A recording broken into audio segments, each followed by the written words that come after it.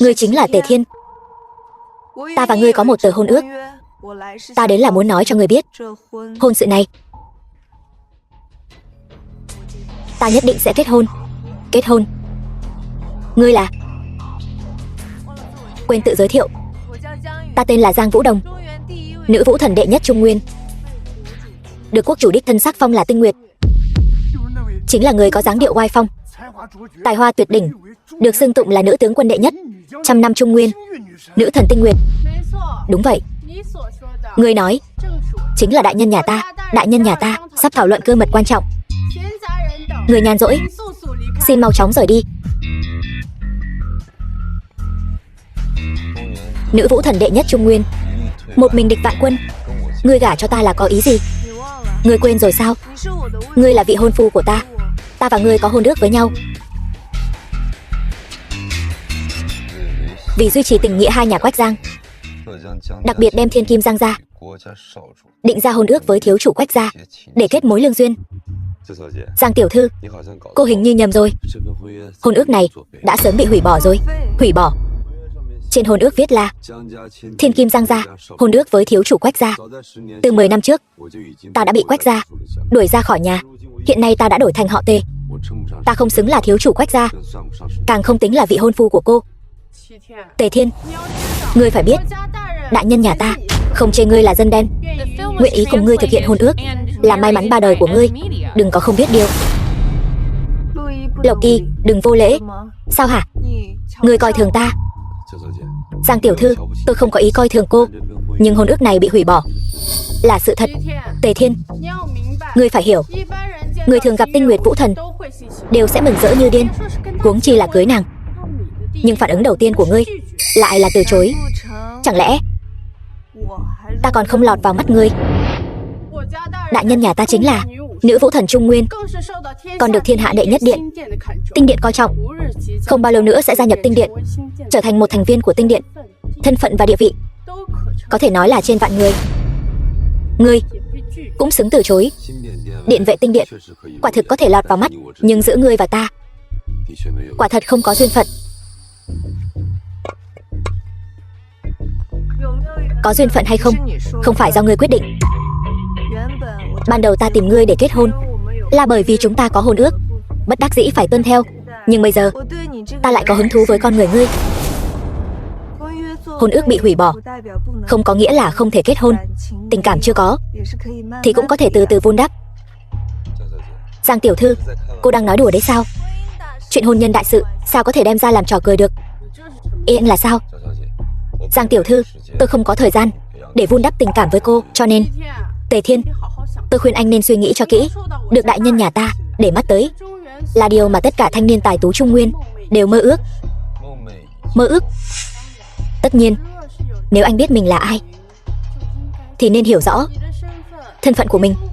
So với vị vũ thần phong hoa tuyệt đại thì địa vị của hai người khác biệt một trời một vực. Đại nhân công khai bày tỏ thiện chí với anh là điều mà ngươi mấy đời cũng không có được. Thứ tôi không cần nhất chính là phúc phận. Giang tiểu thư, cảm ơn cô đã đề bạt, nhưng ép dầu ép mỡ ai nỡ ép duyên. Những người có thân phận địa vị không tương xứng mà ở bên nhau sẽ không có hạnh phúc đâu.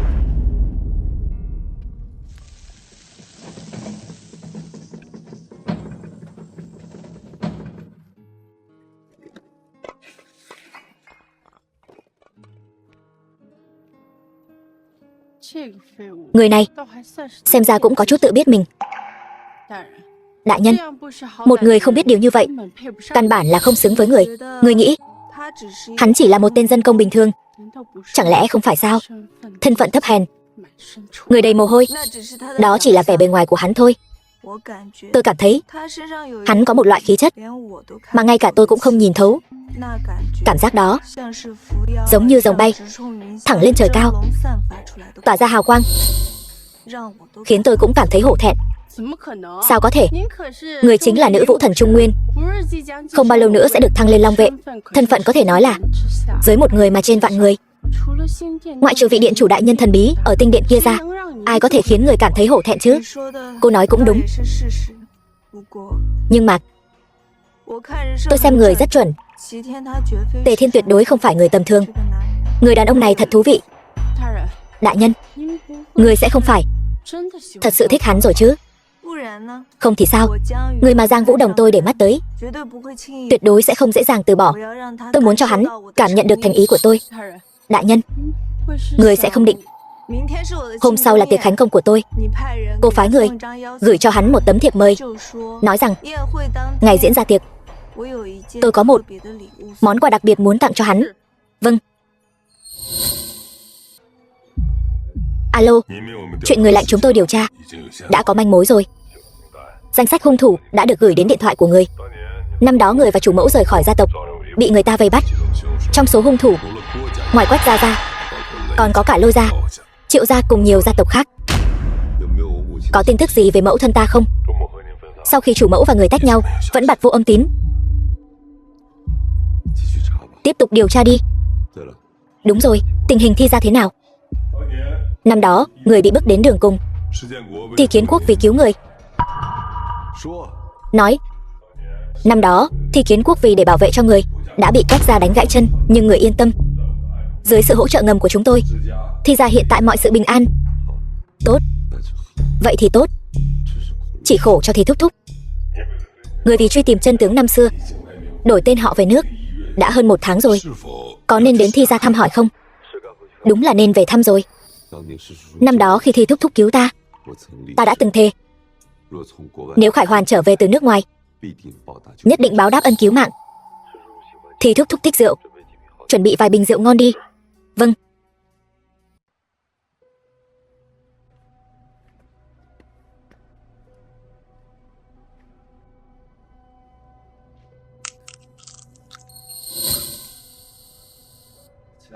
Gì thôi, lâu rồi không gặp.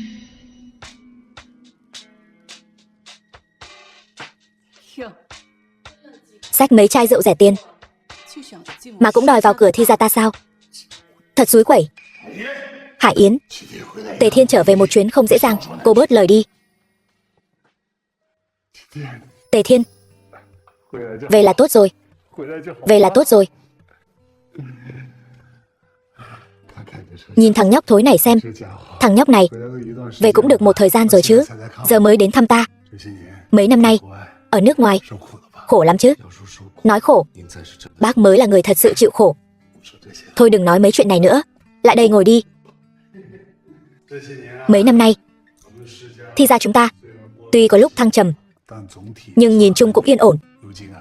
Giờ con cũng đã về rồi, tảng đá trong lòng ta coi như cũng được buông xuống. Chỉ là Thi thúc thúc có tâm sự gì sao? Con chưa làm cha làm mẹ, con không hiểu nỗi lòng cha mẹ đâu. Làm cha làm mẹ, điều lo lắng nhất chính là chuyện hôn nhân của con cái. Con còn nhớ hôn ước của con với Gia Hân không? Hôn ước? Ông điên rồi. Gia Hân nhà chúng ta có thân phận gì chứ? Tổng giám đốc điều hành tập đoàn Thi thị, thân phận cao quý. Hắn chẳng qua chỉ là đồ bỏ đi của Quách gia thôi. Cho dù Gia Hân có hạ thấp thân phận, hắn cũng không xứng. Chỉ có công tử thế gia như Ngô thiếu mới xứng với con gái của Thôi Hải Yến tôi. Hải Yến, cô hiểu gì chứ? Cái tên họ Ngô kia là cái thá gì? Hắn ta chỉ là một tên công tử bột. Nếu Gia Hân gả qua đó, nhất định sẽ chịu khổ. Đừng nghe lời cô ta. Tề Thiên chính là hôn sự của hai đứa, bây giờ là tâm nguyện lớn nhất của ta. Thì thúc thúc, người đối với con ân trọng như núi. Những năm qua, con cũng dành dụm được một ít của cải. Nếu Gia Hân bằng lòng, con nhất định sẽ đem sính lễ, kiệu 8 người khiêng đến đón nàng. Tất nhiên tất cả những điều này còn phải xem ý của Gia Hân. Ngươi tưởng ngươi là Quách gia, Quách gia thiếu chủ cao cao tại thượng sao? Bây giờ ngươi chỉ là một tên công nhân thấp hèn trên công trường. Gia Hân mới không đủ rồi. Chuyện hôn sự này là ta và mẹ con đã hứa hẹn. Bây giờ hai đứa đều đã đến tuổi kết hôn. Chỉ là Gia Hân không muốn. Không phải, Gia Hân, nó từ nhỏ được nuông chiều, sống trong nhung lụa, nên khó tránh khỏi có chút kiêu ngạo. Ta làm cha, muốn quản cũng không quản được. Thì thúc thúc cũng đừng làm khó chuyện tình cảm. Nếu Gia Hân thực sự không muốn, hủy hôn ước cũng không sao. Coi như người cũng biết điều. Hỗn xược. Cha mẹ đặt đâu con ngồi đấy. Lời của người mai mối. Cho dù Gia Hân có tùy hứng thế nào, cũng không thể tùy tiện hủy hôn ước.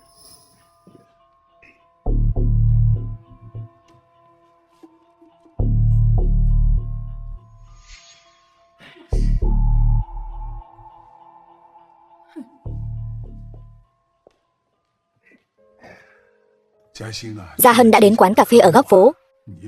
Lát nữa con cầm hôn thư đến quán cà phê tìm Gia Hân, đưa nó về. Gia đình chúng ta sẽ bàn bạc cho rõ ràng chuyện hôn sự của hai đứa.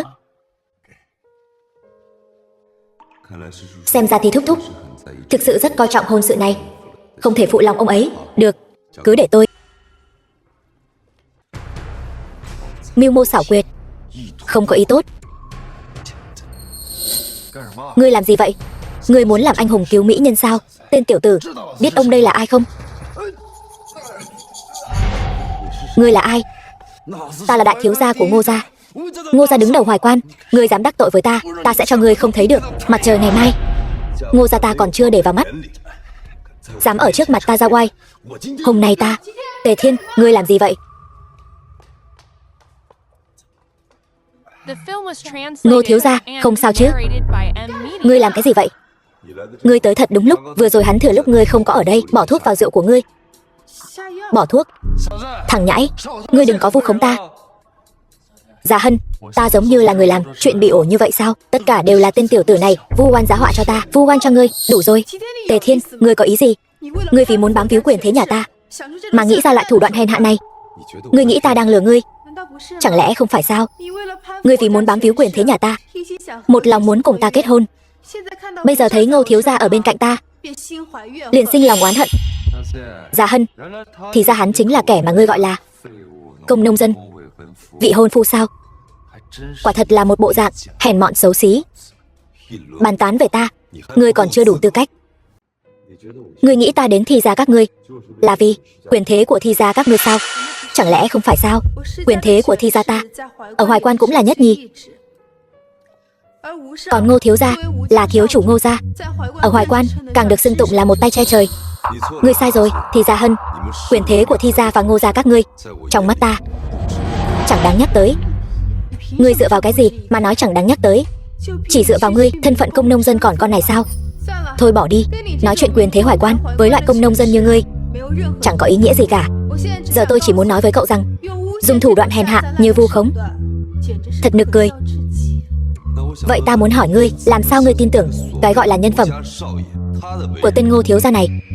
Gia phong Ngô gia trong sạch, so với ngươi ta càng tin tưởng hắn hơn. Gia phong trong sạch, một tin giả che mắt thiên hạ, ngươi cũng tin sao? Tin giả?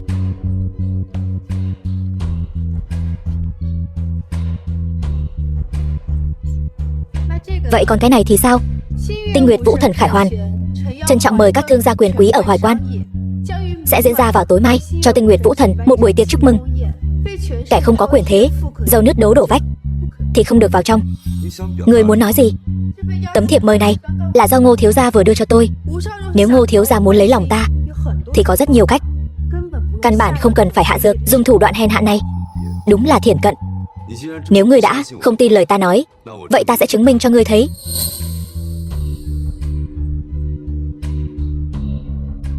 Ngươi nói ngươi không bỏ thuốc vào ly rượu này, vậy thì ngươi uống cạn ly rượu này đi, chắc không có vấn đề gì chứ? Sao nào? Chỉ bằng vài lời dỗ ngon dỗ ngọt của ngươi mà muốn lừa ta uống nửa ly rượu còn lại sao? Thằng dân công nhà ngươi thật là gan to bằng trời.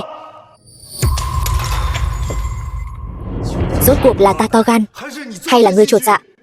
Tề Thiên, ngươi đủ rồi đấy. Từ lúc bước vào cửa đã không ngừng ăn nói sắc sược.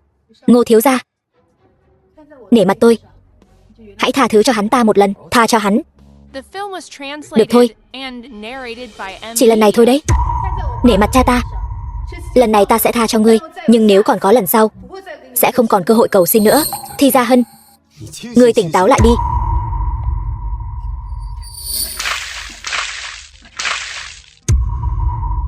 Ngươi nên tỉnh táo lại là ngươi. Thôi được rồi, ngươi và ta khác giai cấp, nói nhiều với ngươi cũng chẳng có ý nghĩa gì.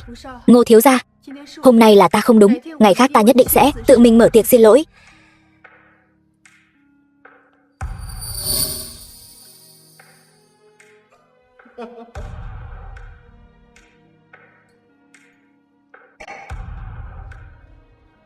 Chuyện hôm nay ta sẽ kể hết cho cha ta.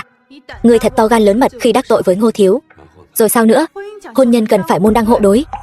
Thì Gia Hân ta tuy không sánh bằng Tinh Nguyệt Vũ Thần phong hoa tuyệt đại kia, nhưng cũng là tổng giám đốc điều hành của tập đoàn Thi Thị, dẫn dắt Thi Thị trở thành trụ cột của giới thương nghiệp.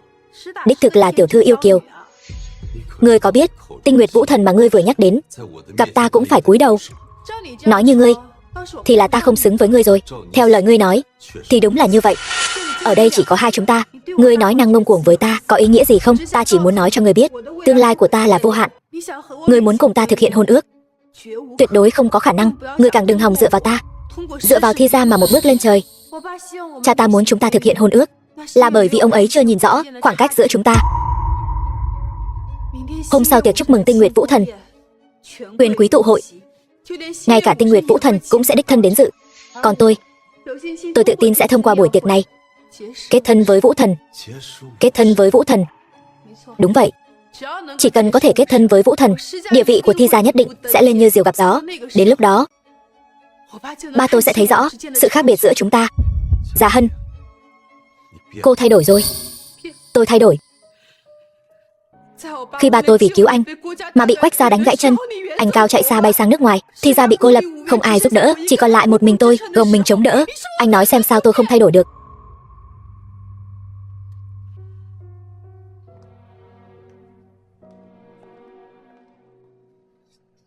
Tiệc khánh công, kết thân với Vũ Thần.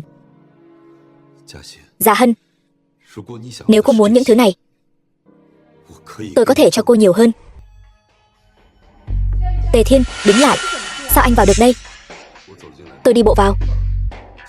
Chỉ dựa vào thân phận lao động của anh bám đuôi chúng tôi vào đây đúng không? Bám đuôi các người. Chẳng phải sao? Không có chúng tôi, với thân phận của anh, căn bản không xứng để vào.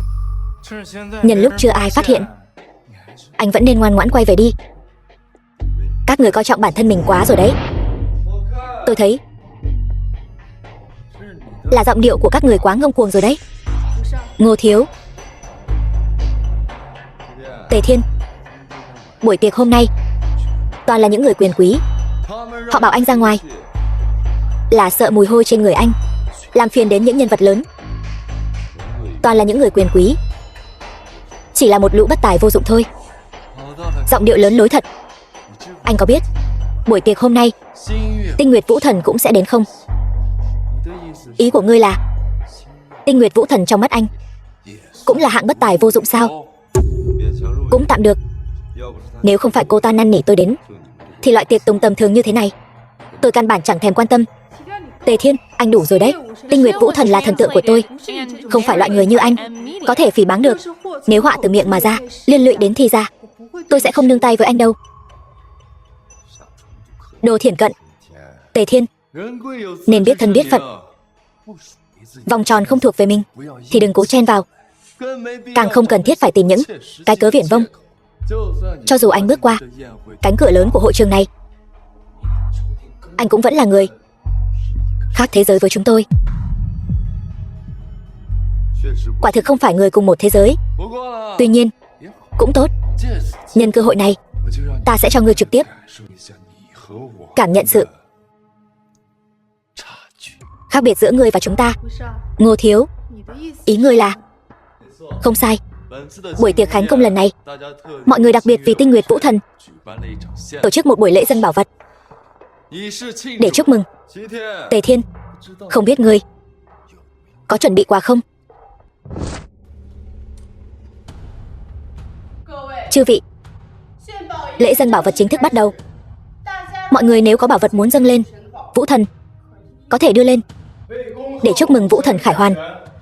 Vương gia Hoài Quan ta đặc biệt dâng lên một bộ kỳ lân chiến giáp.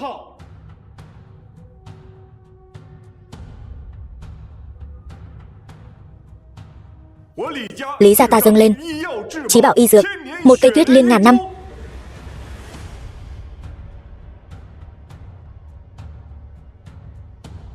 Thì gia ta dâng lên một miếng ngọc bội song ngư. Ngọc bội song ngư, thứ này đã lưu truyền hơn 2000 năm. Đây chính là chí bảo. Thấy chưa? Bảo vật ngàn năm trong truyền thuyết.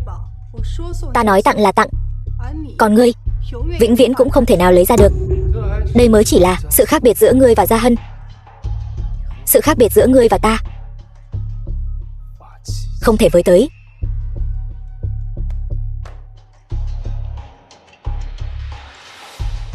Ngô Dụng ta, đại diện Ngô gia, dâng lên chí bảo Trung Nguyên. Thần kiếm Trung Nguyên Huyền Thiên.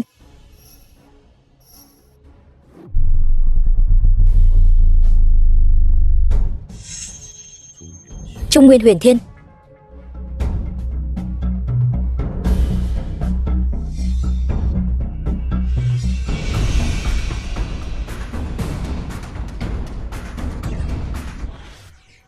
Đây chẳng phải là món quà sinh nhật mẫu thân tặng ta năm xưa sao? Ta đã tìm kiếm nhiều năm, vẫn không có kết quả. Thì ra món quà Giang Vũ Đồng nói đến chính là cái này. Hôm nay, Vũ Thần đại nhân khải hoàn, cả thiên hạ cùng vui mừng. Ngô gia ta nguyện dâng lên chí bảo, chỉ để chúc mừng Vũ Thần đại nhân khải hoàn. Đây chính là một trong 10 đại thần kiếm của Trung Nguyên. Ngô gia vậy mà, ngay cả thần khí như vậy cũng nguyện dâng lên. Xem ra lần dâng bảo này, vị trí đầu tiên nhất định thuộc về Ngô gia rồi. Đương nhiên, hành động này của ta cũng là để nói cho kẻ tiểu nhân nào đó biết sự khác biệt giữa ngươi và ta, giống như huyền thiết so với thần kiếm. Chạm vào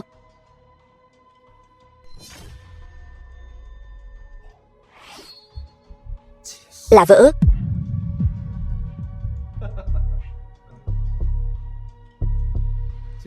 Tề Thiên, bảo vật của tất cả mọi người đều đã dâng lên hết rồi. Quà ngươi chuẩn bị đâu?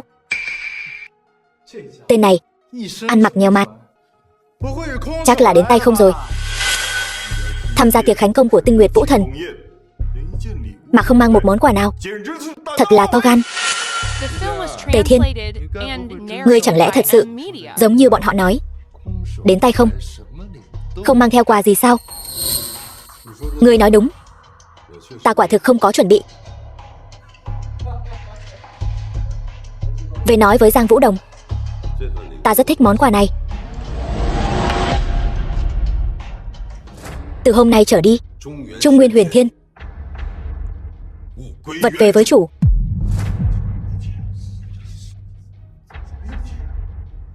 Tề Thiên, ngươi có biết ngươi đang làm gì không? Đây là mẹ ta tặng cho ta làm quà, giờ ta để nó vật về đúng chỗ. Ta khinh, đây là của ta, tặng cho Vũ Thần đại nhân làm lễ mừng. Khi nào thì thành đồ của ngươi rồi? Trong 3 giây, ngươi mau bỏ thanh thần kiếm này xuống. Nếu ta không làm thì sao? Tề Thiên, ngươi đủ rồi đấy. Ở đây không phải chỗ cho ngươi làm loạn. Nể mặt phụ thân ta, ta có thể cầu xin cho ngươi lần cuối cùng, không cần cầu xin cho ta. Giang Vũ Đồng tặng thanh kiếm này cho ta, Ngô Dụng thì không có quyền định đoạt. Được, còn dám ăn nói ngông cuồng như vậy sao? Đừng trách ta vô tình. Đại nhân, ta có việc muốn bẩm báo. Việc gì? Ta muốn xin người trừng trị một kẻ, chính là hắn, Tề Thiên. Hắn không chỉ cướp đoạt thần kiếm ta tặng cho Vũ Thần đại nhân, còn ở trước mặt mọi người công khai sỉ nhục uy nghiêm của Vũ Thần đại nhân. Đúng vậy, Lộc đại nhân xin người chủ trì công đạo, mạo phạm Vũ Thần, chẳng khác nào đánh vào mặt nhiều thế gia chúng ta. Kính xin đại nhân trừng trị, chém đầu tên tiểu tử này. Xin đại nhân trừng trị. Ý của ngươi là muốn ta xử tử hắn? Đại nhân, lẽ ra phải như vậy. Vậy ta sẽ trị tội ngươi trước. Đại nhân, ngươi nói vậy là có ý gì? Có ý gì? Vậy ta sẽ nói cho các ngươi biết. Tề Thiên là do Vũ Thần tối nay mời đến làm khách quý. Khách quý? Chưa từng nghe nói đến nhân vật này. Đại nhân, cho dù hắn là khách quý của Vũ Thần đại nhân, thì hắn cướp đoạt bảo kiếm của ta, điều này cũng không hợp quy củ. Vậy ta hỏi ngươi, ngươi đã tặng thần kiếm cho Vũ Thần, vậy Vũ Thần nếu đem thần kiếm tặng lại cho người khác, ngươi có ý kiến gì không? Quyền sở hữu thần kiếm là của Vũ Thần đại nhân, ta tất nhiên không dám có ý kiến gì. Nếu vậy, đừng tranh cãi nữa. Vũ Thần nghe nói Trung Nguyên Huyền Thiên là phối kiếm của Tề Thiên, còn là mẹ hắn để lại, vô cùng ý nghĩa, nên đặc biệt lệnh cho ta tặng thần kiếm cho hắn. Ngươi nói muốn lấy việc tặng kiếm để chứng minh sự chênh lệch giữa ngươi và ta. Vậy giờ kiếm này ở trong tay ta, xem ra sự chênh lệch của chúng ta khác một trời một vực. Không thể nào. Ngươi chỉ là một tên dân đen. Sao ngươi có thể là thượng khách của Vũ Thần đại nhân? Chuyện này chắc chắn có điều mờ ám. Ngươi có ý gì? Ý ta là Tề Thiên tuyệt đối không thể là thượng khách của Vũ Thần đại nhân. Chuyện này chắc chắn là các ngươi thông đồng làm bậy, đúng không? Đúng. Ngô Dụng, lời đã nói ra, ngươi phải chịu trách nhiệm. Rõ ràng là các ngươi cấu kết với nhau, ngấm ngầm thông đồng. Mục đích chính là để đánh cắp thần kiếm của ta. Ngu xuẩn. Tất cả đã bị ta vạch chân rồi. Đừng diễn nữa. Ta nói cho các ngươi biết, mưu đồ đoạt chí bảo, phỉ báng Vũ Thần, đây chính là trọng tội. Đợi Vũ Thần đại nhân giáng lâm, ta nhất định sẽ đích thân bẩm báo với Vũ Thần đại nhân. Đến lúc đó, các ngươi không một ai chạy thoát. Chư vị, những lời ta vừa nói không phải là không có căn cứ. Lộc Y cùng với Tề Thiên cấu kết, mưu đồ đoạt chí bảo, ta có bằng chứng xác thực. Bằng chứng? Không sai. Trước hết, trong danh sách khách quý của buổi tiệc khánh công lần này, căn bản không có tên của Tề Thiên. Kế đến, Thanh Huyền Thiên Trung Nguyên này là một trong 10 đại thần kiếm, ý nghĩa vô cùng trọng đại. Vũ Thần lại có thân phận tôn quý, không có lý nào lại ban tặng một món quà quý giá như vậy cho một tên dân đen chưa từng quen biết. Chứng cứ rành rành ra đó. Rõ ràng là các ngươi đang nói dối. Ngươi cười cái gì? Cười một tên hề nhảy nhót, chẳng lẽ không đáng sao? Ngươi cứ việc đi hỏi Giang Vũ Đồng, xem những gì ta nói có đúng sự thật hay không. Vẫn còn chối cãi sao? Chư vị, hôm nay mọi người đến tham dự tiệc khánh công, chẳng qua là muốn thể hiện trước mặt Vũ Thần đại nhân. Còn bây giờ có một cơ hội tuyệt vời bày ra trước mắt chúng ta. Chỉ cần tóm được nghịch tặc mưu đồ chí bảo này, đợi Vũ Thần đại nhân đến, đó chính là một công lao lớn. Đúng vậy, Ngô thiếu gia nói chí phải. Hai người lừa gạt chí bảo, chúng ta sẽ đưa hai người lên đài thẩm phán. Lý gia ta xin góp một tay.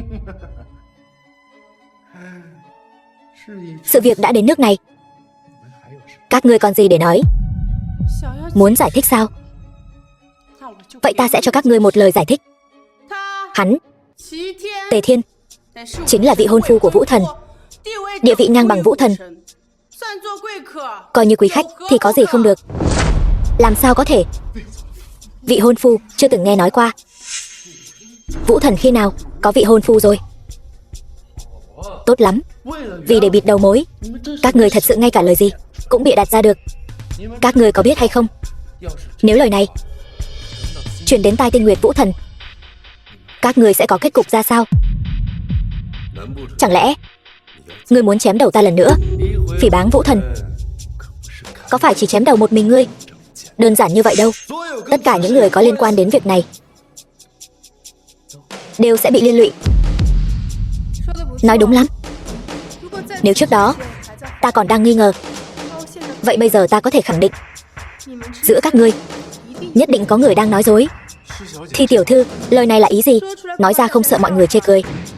Tề Thiên và phụ thân tôi có quan hệ rất thân thiết, từng có hôn ước với tôi, coi như là nửa vị hôn phu của tôi. Nói như vậy, lời của Lộc đại nhân hoàn toàn là bịa đặt. Nói đúng lắm.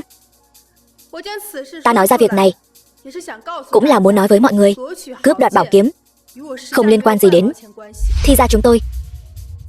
Tề Thiên, ta thật sự thất vọng thay phụ thân mình. Người mà năm xưa ông ấy liều mình cứu giúp, không ngờ lại là một kẻ bịp bợm ba hoa trích chòe. May mà ta chưa từng thực hiện hôn ước với ngươi. Đến bây giờ ngươi vẫn không thấy rõ được sao? Ngươi, Dạ Hân, không cần nói nhiều với hắn nữa. Hắn đã phạm tội tay chơi, chắc chắn phải bị xử tử. Ngươi còn gì để nói nữa? Quả thật, ta phải giải thích một chút. Mối quan hệ giữa ta và Giang Vũ Đồng không thể gọi là vị hôn phu. Tốt lắm, ngươi cuối cùng cũng thừa nhận rồi. Chỉ là tất cả những điều này đều là do Giang Vũ Đồng tự mình đa tình. Chỉ có vậy thôi.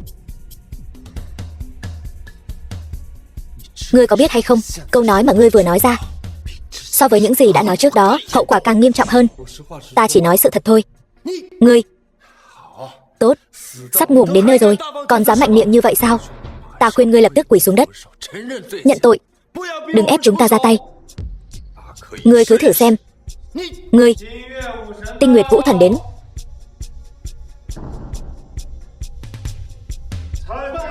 Bái kiến Vũ Thần đại nhân. Đứng dậy đi.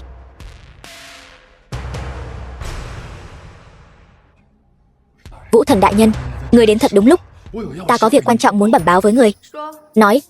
Ta muốn tố cáo phó tướng của người, Lộc Y, cấu kết với người ngoài mưu đồ trí bảo, chiếm đoạt trí bảo. Còn có cả Tề Thiên nữa. Hắn thật to gan lớn mật. Trước mặt mọi người, công khai bôi nhọ thanh danh của người. Hai tội cùng gộp, đáng bị xử tử. Xin đại nhân, người nhất định phải trị tội bọn chúng. Chúng sỉ nhục ta cái gì? Chúng nói. Chúng lại dám nói Tề Thiên là vị hôn phu của người. Cái gì? Tề Thiên, hắn đã đồng ý sao? Chuyện này hắn quả thật không đồng ý. Nhưng mà đại nhân, Tề Thiên, hắn nói tất cả những điều này đều là ý kiến cá nhân của người. Không đồng ý. Đại nhân, người có ý gì vậy? Ta nói, việc này cứ thế bỏ qua đi. Không thể bỏ qua được. Không được đâu đại nhân. Hai người bọn chúng công khai phỉ báng thanh danh của người. Đây là phạm tội lớn. Sao hả? Ngươi đang dạy ta làm việc sao? Ta không dám. Vậy thì cút đi.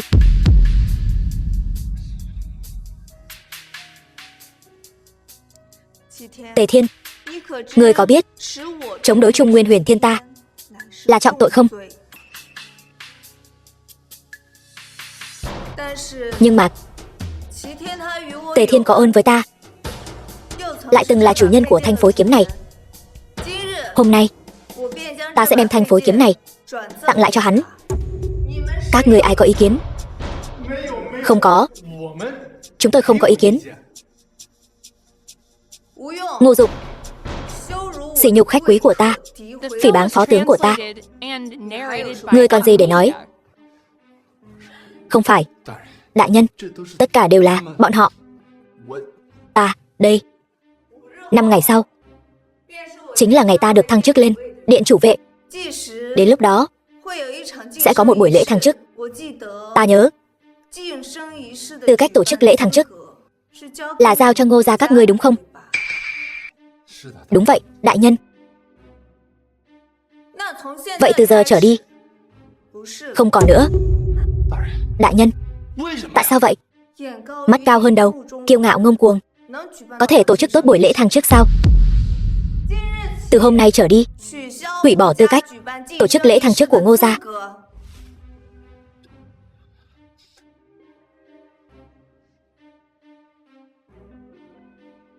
Chuyển giao cho Thi gia. Chúng tôi, đại nhân, không thể hủy bỏ được.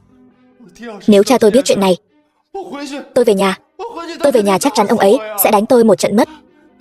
Đại nhân, vậy ngươi dám trái ý ta, chẳng lẽ không sợ ta xử ngươi sao?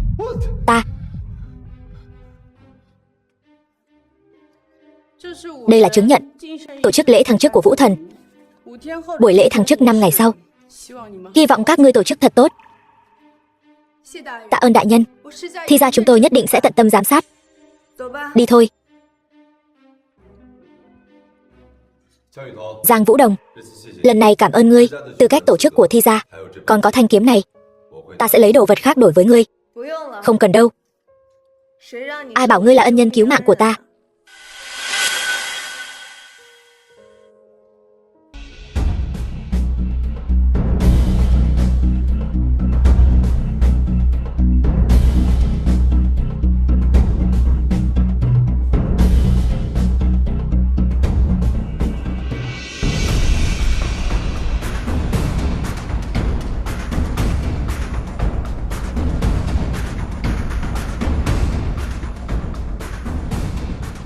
Trung Nguyên đệ nhất Vũ Thần Nhậm Ngã Hành, Vũ Thần vệ, bái kiến điện chủ.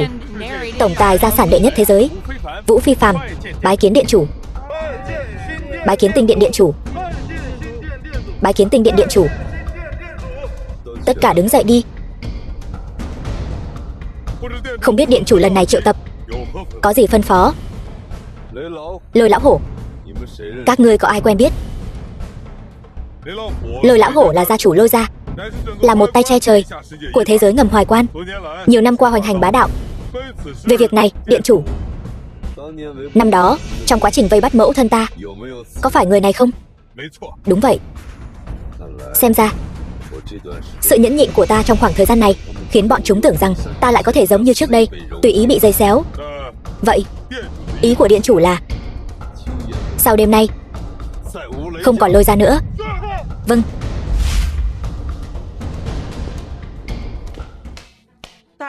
Đại nhân, có tin tức khẩn cấp. Chuyện gì vậy? Lôi gia Lôi lão hổ tung ra tin tức, vào ngày mai diệt trừ Thi gia. Tề Thiên nhận được tin tức, đã một mình đi tới Lôi gia rồi. Cái gì? Hắn không biết Lôi lão hổ ăn thịt người, không nhả xương sao? Đại nhân, bây giờ phải làm sao? Đi, theo ta đến Lôi gia. Nhưng mà vết thương của cô chưa lành, nếu ta đến muộn một bước, hắn bất cứ lúc nào cũng sẽ gặp nguy hiểm đến tính mạng.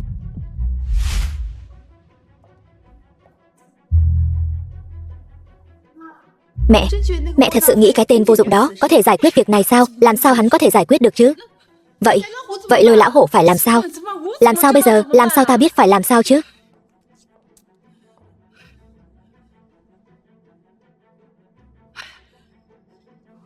Ngô gia, chúng ta có thể tìm Ngô gia giúp đỡ mà.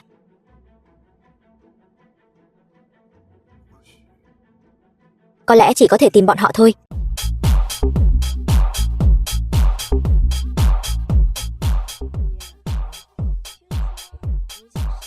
Ngài đã phát động lệnh tiêu diệt Thi gia. Không sai, là Quách quân thiếu gia đích thân căn dặn. Thi gia và Quách gia, tên phế vật bị vứt bỏ đó, đều phải ngủm cho ta. Nhưng mà diệt trừ Thi gia là chuyện ngày mai. Tối nay, trước tiên để chúng ta hưởng thụ một chút. E rằng các ngươi không có cơ hội này đâu.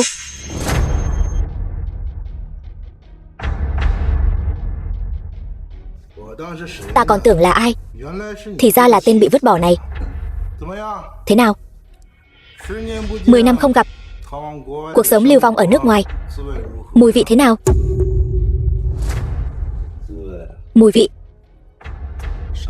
cũng được. 10 năm không gặp, lá gan ngược lại béo lên không ít. Đơn thương độc mã mà dám xông vào địa bàn của ta, ngươi có biết không? Trên lệnh truy nã của ngươi ở Quách gia, tiền thưởng lên tới 50 triệu.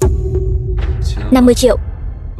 Bên ngoài có 500 tỷ mua đầu của ta, nhưng đến nay chưa có ai dám động. Khẩu khí thật lớn.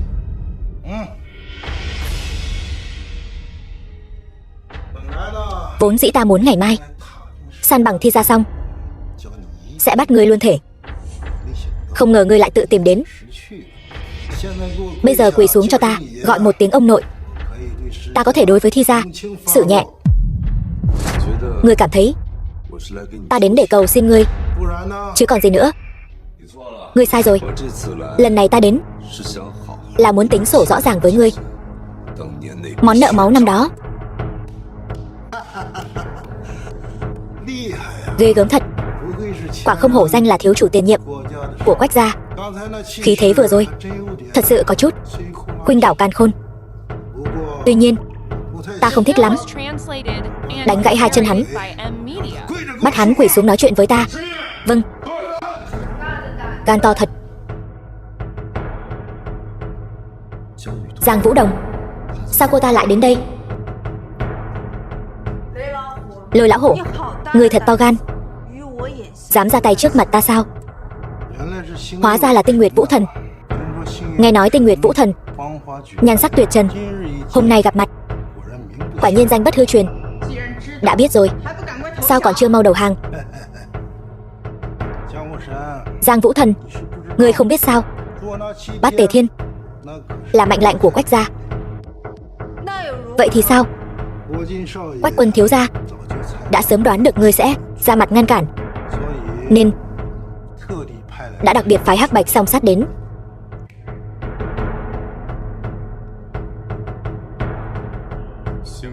Tinh Nguyệt Vũ Thần, đã lâu không gặp. Hắc Bạch song sát. Không sai, cả hai đều là cường giả. Bên ngoài còn có hàng chục cao thủ. Ta đoán Giang Vũ Thần ngươi cũng không có năng lực lấy một địch trăm. Giang Vũ Thần, ta cho ngươi hai lựa chọn. Thứ nhất, ngươi rút lui ngay bây giờ, từ nay về sau làm thượng khách của Quách gia. Thứ hai, một mình giao chiến với hai cường giả. Ta hoàn toàn trở mặt với Quách gia. Tự ngươi lựa chọn đi. Đại nhân, hôm nay ta nhất định phải đưa Tề Thiên đi. Xem ra ngươi đã chọn con đường thứ hai. Vậy thì đừng trách ta vô tình. Lên.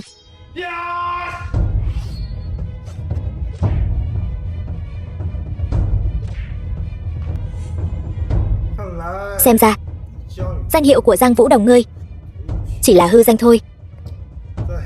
Dưới tay Hắc Bạch song sát, ngươi cũng không đỡ nổi một chiêu. Đắc ý cái gì? Nếu không phải đại nhân của chúng ta bị thương, đám tạp nham các ngươi hôm nay đều phải ngủm ở đây. Vậy sao? Ta đang đứng trước mặt ngươi đây. Ngươi có thể làm ta bị thương dù chỉ một chút không? Tuy nhiên, đối xử như vậy với một tinh nguyệt nữ thần như hoa như ngọc, quả thật có chút đáng tiếc. Ngươi muốn làm gì? Không làm gì cả. Bây giờ ta đang hơi bực mình. Chi bằng để ngươi giúp ta hạ hỏa. Lôi lão hổ, ngươi chỉ còn sống được 1 phút nữa. Ngươi không nói ta cũng quên mất ngươi rồi. Thế nào? Ngươi còn muốn anh hùng cứu mỹ nhân sao? Anh hùng cứu mỹ nhân, ta không hứng thú. Nhưng nàng ấy tặng ta một món quà, ta phải trả lại.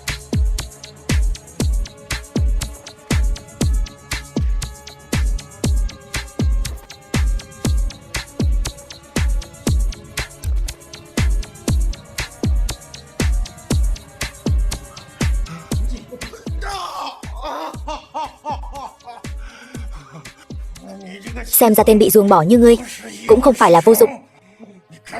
Ngươi vẫn có chút bản lĩnh. Thả bọn họ ra cho ta.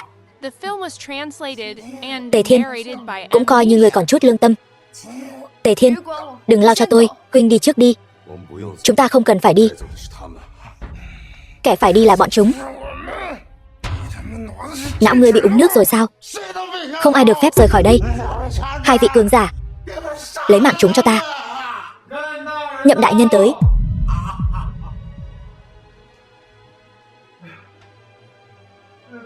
Nhậm đại nhân, ngài sao lại tới đây? Lôi lão hổ, hành hung lấy mạng người, ngỗ nghịch chủ thượng, tội ác tày trời. Hôm nay ta thay mặt tinh điện trục xuất ngươi. Nhậm đại nhân tha mạng.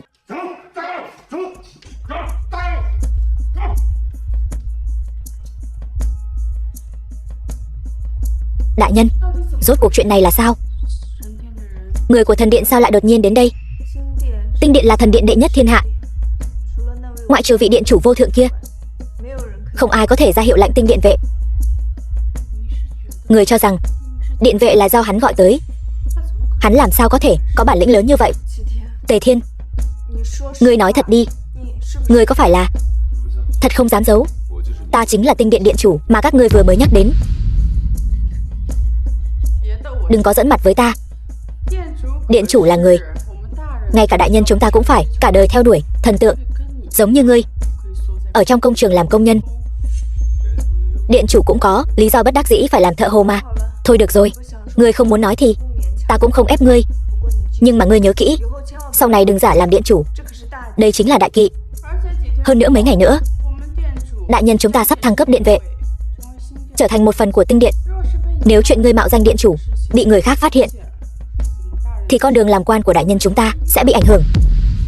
Thời gian không còn sớm nữa, ta sẽ đem chuyện tối nay báo cáo lên trên. Ta đi trước đây. Khoan đã. Tối nay, mặc dù nói ngươi không giúp được gì, nhưng xả thân cứu người, tấm chân tình này vẫn khiến ta rất cảm động.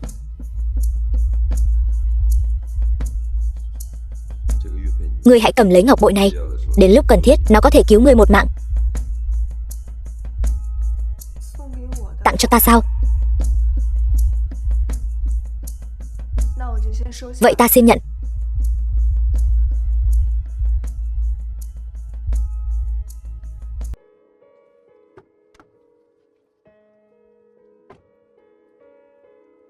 Tại sao lại trễ 3 phút? Xin lỗi, thuộc hạ làm việc không hiệu quả. Đã hỏi ra tin tức gì về mẹ tôi chưa? Đã thẩm vấn thuộc hạ của Lôi lão hổ, nhưng mà hiện tại vẫn chưa có manh mối. Tiếp tục thẩm vấn. Vâng. Đúng rồi, Lôi gia bây giờ có phải có rất nhiều bất động sản thuộc trạng thái vô chủ không? Đúng vậy. Người giúp ta sắp xếp lại. Đến lúc báo cáo với Thi gia rồi. Đã hiểu.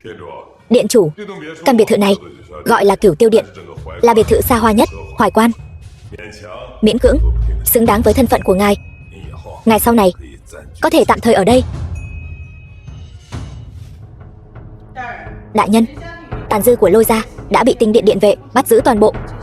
Những người này cô cần xử lý sao? Chuyện của Lôi gia cứ giao cho các ngươi xử lý. Hiện tại ta còn có việc quan trọng hơn cần xử lý. Việc quan trọng hơn.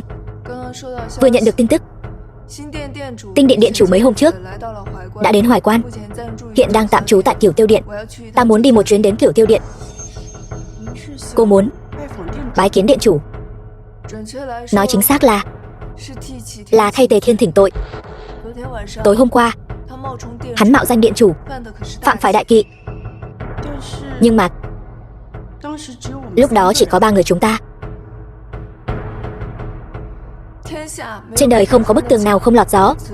Việc này một khi bị điện chủ biết được, hắn nhất định sẽ gặp nguy hiểm. Chúng ta chỉ có thể đi thỉnh tội trước, đề phòng bất trắc. Nhưng mà thỉnh tội với điện chủ, ngươi cũng sẽ bị liên lụy. Vì Tề Thiên đáng sao?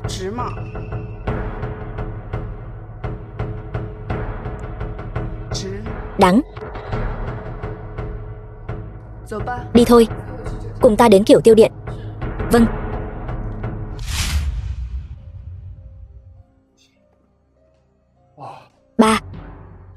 Ba tìm con. Chuyện lần này Quách Quân thiếu chủ rất không vui. Ba, con xin lỗi. Con cũng không ngờ người của Tinh Điện lại tham gia vào. Không sao, cũng không trách con được.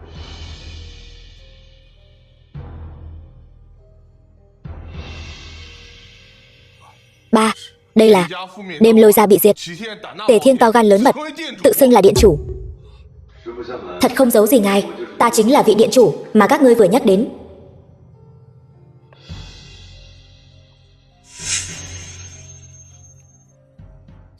Bà yên tâm, con nhất định sẽ thay Quách Quân thiếu chủ xử lý tốt việc này.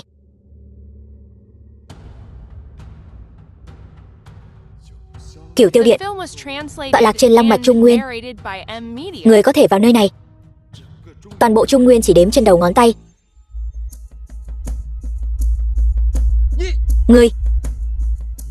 Ngươi làm sao lọt vào đây? Đương nhiên là quang minh chính đại, bước vào đây rồi. Còn ngươi, một Ngô gia thiếu gia nhỏ bé, e rằng ngay cả bước vào cái cửa này cũng không có tư cách. Sắp ngủm đến nơi còn dám động đến ta sao? Tề Thiên, nói thật cho ngươi biết, ta hôm nay đến bái kiến chính là để trước mặt điện chủ vạch trần tội lỗi của ngươi, vạch trần tội lỗi của ta. Không sai. Ngươi đừng tưởng rằng những lời ngươi nói hôm đó ở đại sảnh Lôi gia không ai biết. Ta nói cho ngươi biết, mạo danh điện chủ sẽ bị xử tử. Bây giờ ngươi còn dám công khai lẻn vào Cửu Tiêu Điện này, càng là tội không thể tha thứ. Các ngươi đều thấy rồi chứ? Bắt tên trộm lẻn vào này, tống cổ nó ra ngoài cho ta. Ngô Dụng.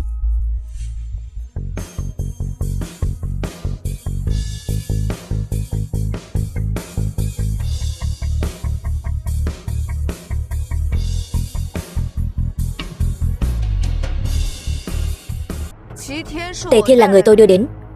Tôi xem ai dám động vào cậu ấy. Ta nói tên phế vật này làm sao lại trà trộn vào được đây? Hóa ra là Vũ Thần đại nhân đưa hắn vào đây. Đại nhân hành sự, ngươi có ý kiến gì? Ta nào dám có ý kiến gì. Nhưng mà Giang đại nhân, cô chắc chắn muốn bảo vệ tên phế vật này sao?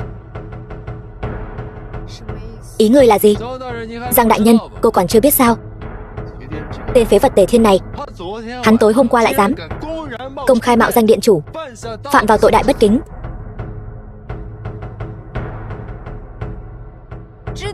Biết thì sao? Không biết thì sao? Quách đại thiếu luôn kính trọng điện chủ đại nhân. Khi ngài ấy biết được tin này, lập tức sai ta đến đây vạch trần tội ác của Tề Thiên. Bây giờ cô lại bênh vực hắn như vậy, cô không sợ rước họa vào thân sao? Ý của ngươi là Quách quân muốn mượn tay điện chủ để trừ khử ta?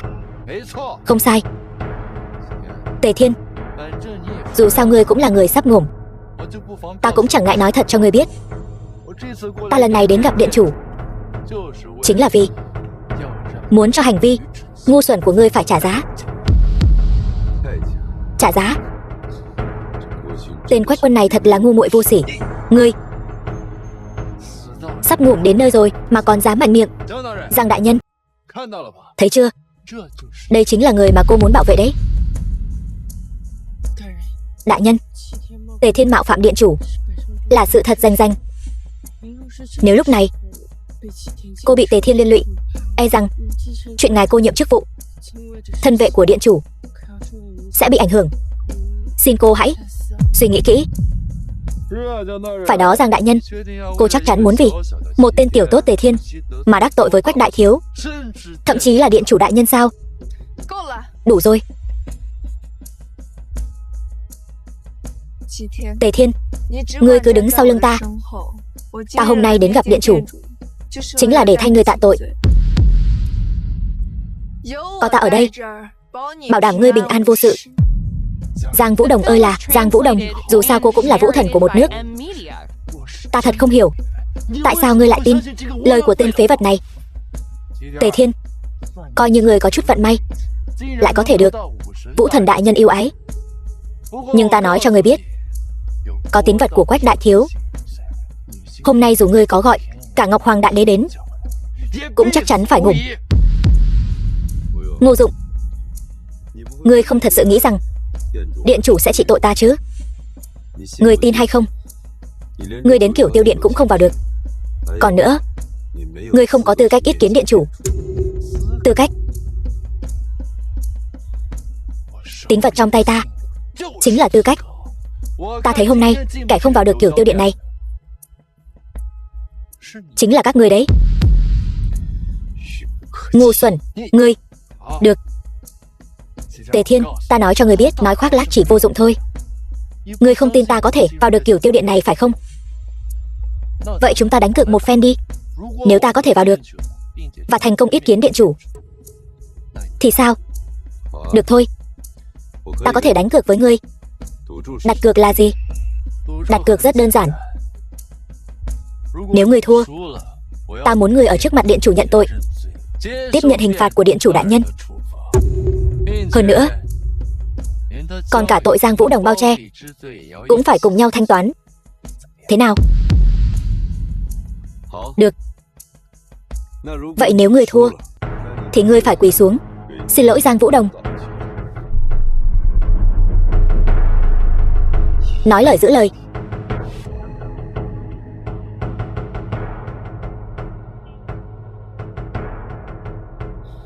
Tề Thiên, người rốt cuộc đang làm gì vậy?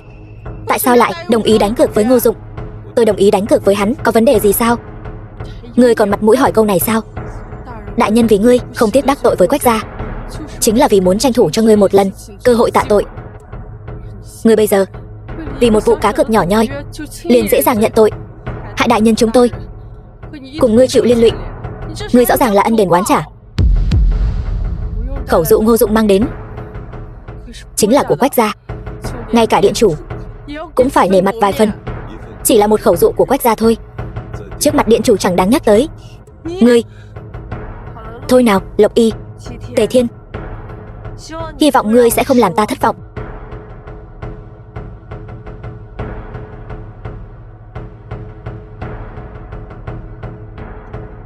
Kính xin sứ giả bẩm báo điện chủ, Ngô gia thiếu chủ Ngô Dụng mang theo tín vật của Quách gia thiếu chủ đến cầu kiến.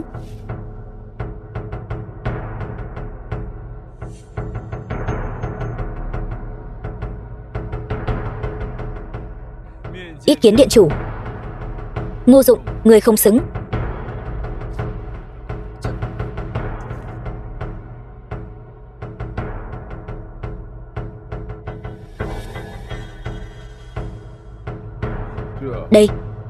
Đây là sự phân phó của điện chủ. Đây sao có thể? Ta cầm chính là tín vật của Quách thiếu gia mà. Không gặp chính là không gặp. Ngươi còn muốn gây sự sao? Thế nào, Ngô Dụng, tín vật ngươi mang đến ở chỗ điện chủ này hình như không mấy tác dụng. Đúng rồi, Ngô Dụng, theo như đánh cược là ngươi thua rồi, còn không mau quỳ xuống xin lỗi. Được, ta thua rồi.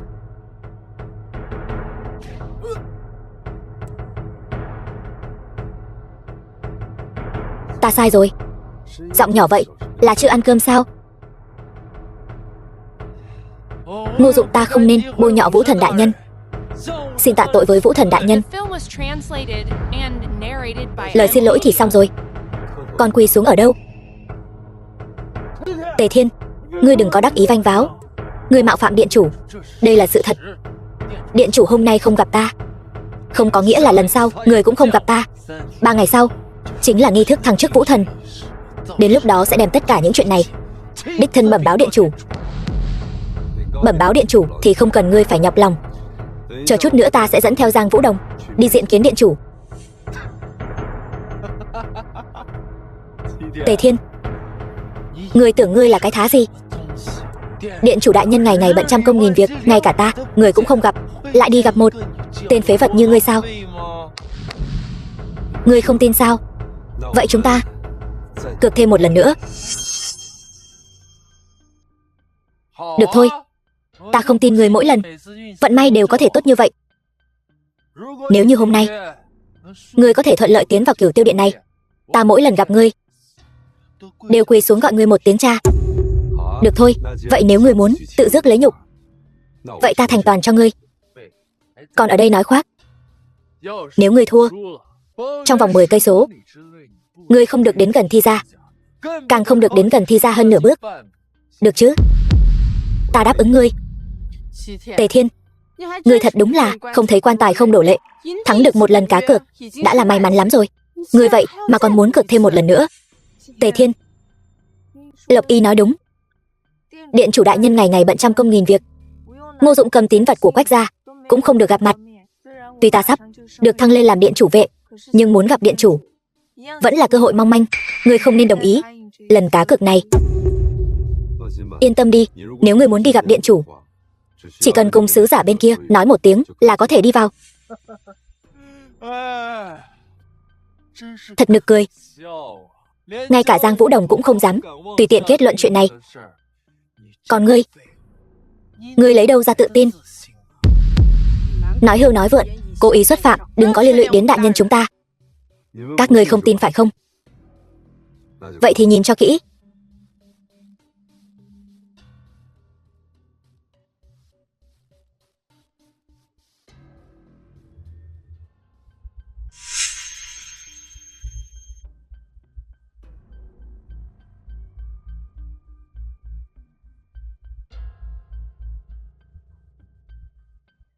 Thế nào, Ngô Dụng, ngươi không quên những lời nói lúc trước chứ?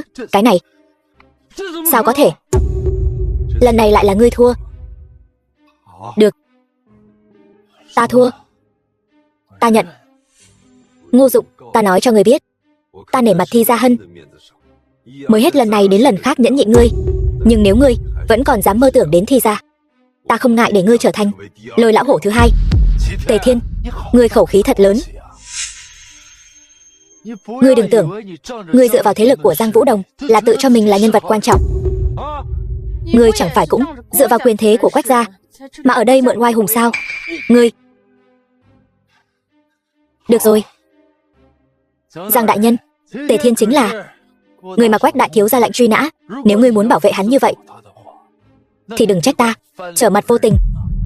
3 ngày sau, tại nghi thức thăng chức vũ thần, ta sẽ bẩm báo với điện chủ về việc Tề Thiên mạo danh điện chủ, cùng với việc ngươi bao che cho hắn tất cả tội trạng, đều bẩm báo lên điện chủ. Các ngươi cứ chờ xem.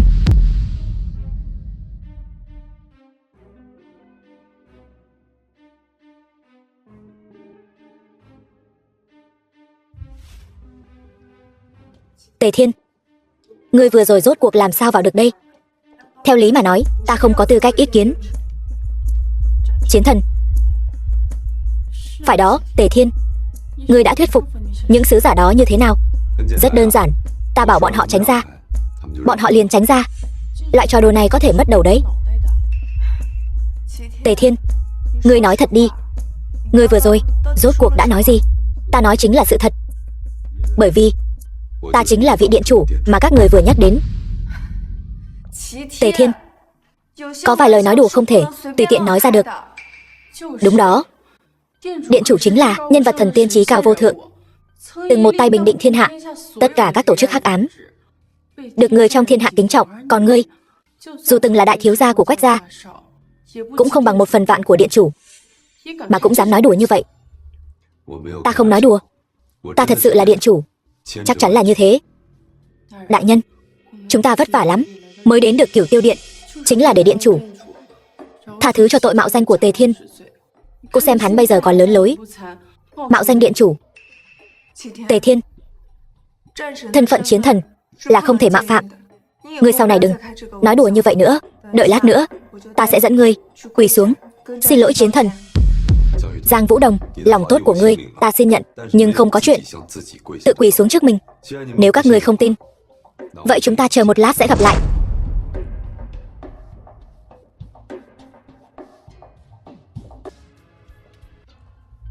Tinh Nguyệt Vũ Thần Giang Vũ Đồng, trợ thủ Vũ Thần Lập Y, bái kiến điện chủ. Đứng dậy đi. Kỳ lạ, đại nhân, giọng nói này sao nghe quen tai thế?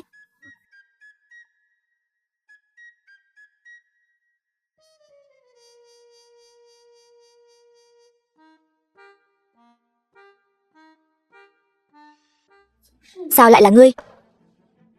Ta đã nói rồi, ta chính là vị điện chủ tinh điện mà các ngươi nhắc đến. Tề Thiên, đừng làm loạn nữa được không? Ngươi hãy rời khỏi đây trước đi. Đại nhân, ta đã nói từ lâu rồi, Tề Thiên chính là một tên vô pháp vô thiên. Sự việc đến nước này vẫn còn dám mạo nhận là điện chủ.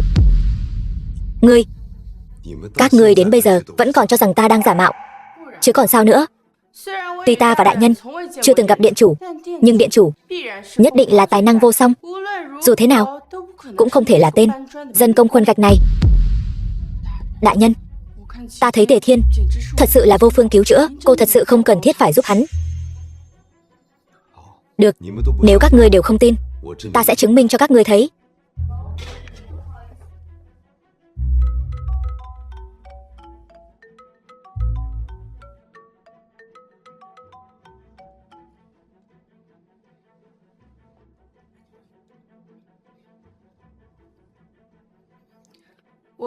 Ta vừa nhận được tin tức, tỷ phú Vũ Phi Phàm đang tổ chức một buổi đấu thầu do điện chủ tự mình sắp xếp. Chắc hẳn điện chủ lúc này đang ở chỗ hắn. Ngươi đừng có giỡn với chúng ta nữa. Nếu điện chủ không có ở đây, chúng ta đi trước thôi. Vâng.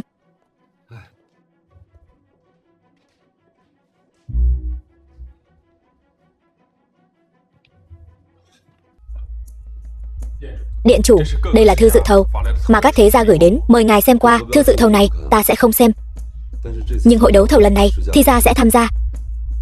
Ngươi hẳn là hiểu ý ta. Thuộc hạ hiểu.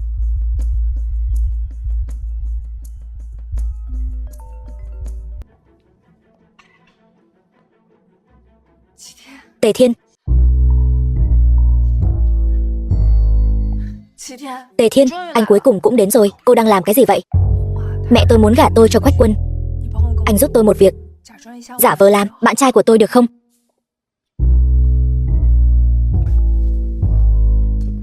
Mẹ, đây là bạn trai của con, Tề Thiên. Theo như giao ước, các người thua rồi. Đây chẳng phải là tên anh trai vô dụng của tôi sao? Tề Thiên, sau khi anh bị Quách gia đuổi ra khỏi nhà, nhanh chóng bám lấy Thi gia, lại quấn lấy Tinh Nguyệt Vũ Thần. Cái tài bám víu của ngươi quả thật lợi hại. Ngươi cũng sống tốt đấy, Quách Quân. Sau khi ta rời khỏi Quách gia, cái chức thiếu chủ này để cho loại người như ngươi làm. Ăn nói hàm hồ. Bá mẫu, vừa rồi Vũ Đồng nói là nếu Tề Thiên là một người xuất chúng thì cuộc đánh cược này mới tính là hắn thắng. Một kẻ dựa vào quyền thế Thi gia mới vào được cửa Cửu Tiêu Điện, không thể tính là bản lĩnh được. Không sai, Tề Thiên, chúng ta vừa mới cùng Vũ Đồng đặt ra một cuộc đánh cược. Nếu ngươi muốn làm con rể Giang gia chúng ta thì phải chứng minh thực lực của chính mình. Nếu không, ngươi phải ngoan ngoãn rời khỏi con gái ta.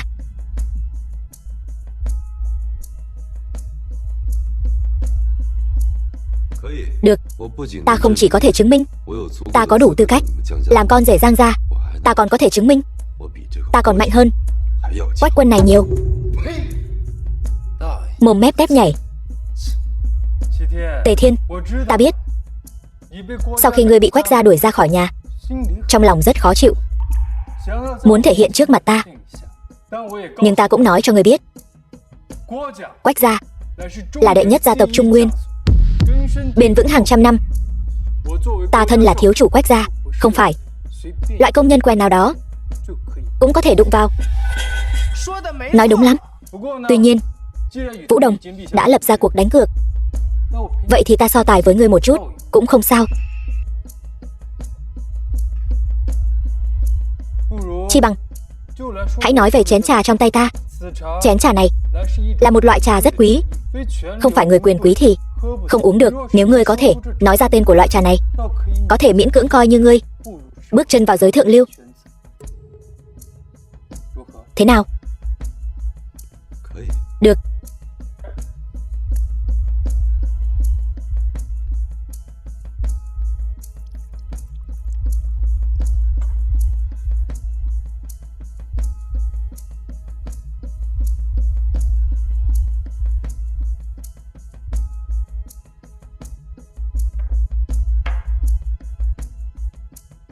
Đã nếm thử rồi, chi bằng nói ra tên trà, chứng minh một chút phẩm vị của ngươi. Trà này ta không nói ra tên được.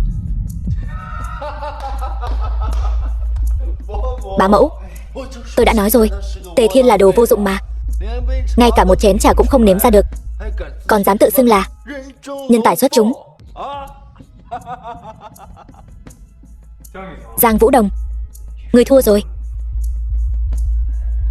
Ý tôi là vị trà này quá tệ, không xứng để tôi biết tên nó. Nước trà thì nhạt, khói đục bốc lên, vị thì đắng chát. Đây đều là những khuyết điểm của nó. Tôi nói có vấn đề gì sao? Ý ngươi là trà này không xứng với ngươi. Không sai. Xa tận Côn Luân Khư miền Tây Trung Nguyên mọc lên một loại thần trà tên là Bích Lạc Hoàng Tuyền, nâu đủ nhờ tinh hoa nhật nguyệt tới tắm. Sắc trà trong, hương thơm tự nhiên, uống lâu dài có thể kéo dài tuổi thọ. Nếu đem loại trà này so sánh với thân phận thì miễn cưỡng cũng xứng với ta. Khẩu khí thật lớn. Thần trà mà ngươi nói là cống phẩm của đại quốc, ngay cả hoàng tộc cũng khó mà nếm thử được. Một tên phế vật như ngươi cũng dám nói xứng với ngươi sao? Thôi được, có thể biết đến Bích Lạc Hoàng Tuyền của Côn Luân Khư cũng coi như có chút bản lĩnh. Nhưng mà lời này không phải cứ nói ra là được. Thế này đi, muốn cưới Giang Vũ Đồng, ngươi nên dâng lên Giang gia một phần sính lễ. Hôm nay vốn là lễ đính hôn, vậy thì hãy đưa lễ vật ra trước. Chiêu tung gạch nhử ngọc.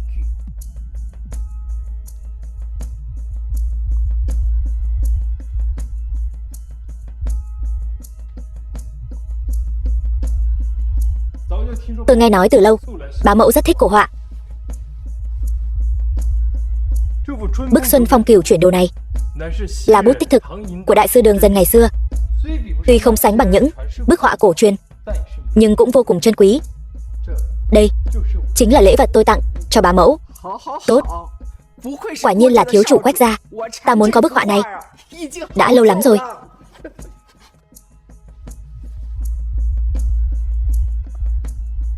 Tề Thiên, mưu kế tung gạch nhử ngọc.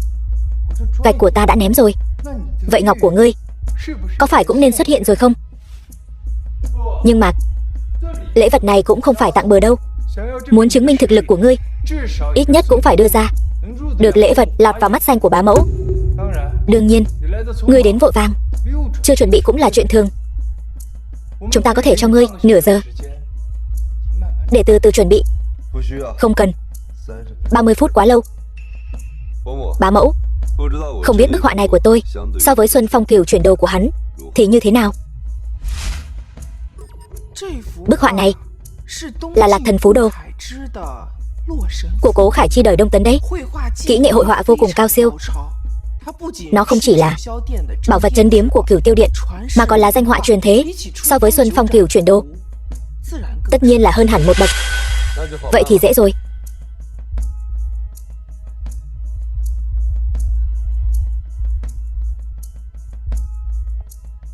Hôm nay Tề Thiên ta xin tặng bức họa này làm lễ vật cho bá mẫu. Giang Vũ Đồng, đây chính là Tề Thiên mà ngươi thích đó. Hắn chỉ là tên hề, thích làm trò hề thôi, không lấy ra được lễ vật ra hồn, lại còn ở đây làm bộ làm tịch. Ván cược này thắng bại đã quá rõ ràng. Có chơi có chịu. Tiểu Đông, hôm nay con bắt đầu thực hiện hôn ước, tránh xa tên bị ruồng bỏ này. Đợi đã, bá mẫu, bức tranh của tôi rõ ràng quý giá hơn của hắn. Dựa vào đâu tôi lại thua chứ? Dựa vào đâu? Bảo vật của Cửu Tiêu Điện, ngươi tùy tiện gỡ xuống, cứ nói là quà ngươi tặng. Ngươi tưởng ngươi là chủ nhân Cửu Tiêu Điện sao?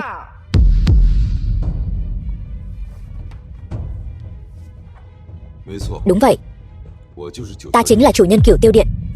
Cơm có thể ăn bậy, nhưng lời không thể nói bậy. Cửu Tiêu Điện là tiểu lâu đệ nhất Hoài Quan, trên trường quốc tế cũng là số 1 số 2. Người đứng sau hắn là Nhậm Ngã Hành. Từ bao giờ đến lượt tên vô dụng nhà ngươi? Tề Thiên, Cửu Tiêu Điện này Quách gia ta cũng nắm 5% cổ phần. Nếu nó thật sự đổi chủ, ta sẽ là người đầu tiên nhận được tin tức. Nhưng sự đã đến nước này, ta lại không biết nơi này đã đổi chủ nhân mới.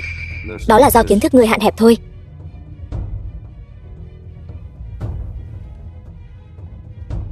Bá mẫu, bức tranh này ngươi cứ nhận lấy. Nếu có vấn đề gì, ta sẽ bảo đảm. Tề Thiên, thật giả? Đừng nói đùa nữa được không? Ta chưa bao giờ nói đùa. Tề Thiên, ta thật sự bội phục cái tài năng khoác lác mặt không đổi xác của ngươi. Vậy cũng tốt. Vậy hôm nay ta sẽ cho ngươi nhận rõ hiện thực, hiện nguyên hình.